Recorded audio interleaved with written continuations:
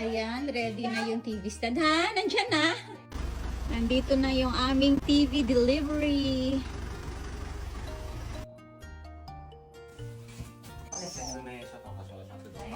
Ay, ligpit na ng Christmas tree.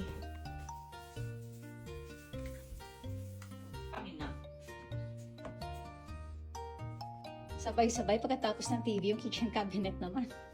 Busy today.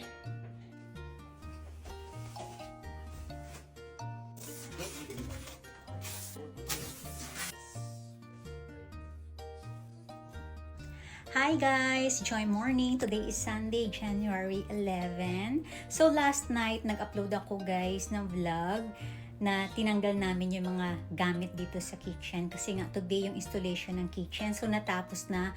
Kaya kaninang umaga busy-bisihan kami sa pag-aayos and then dumating na din yung TV. So ipapakita ko sa inyo kung ano yung itsura ng aming kitchen ngayon. Yung TV naman namin, ayan, nailagay na dyan sa aming TV stand.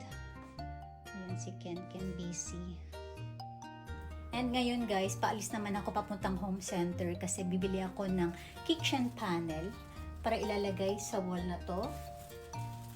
Para hindi siya madumihan at para mas madali siyang linisin. These are the colors available for the kitchen panels.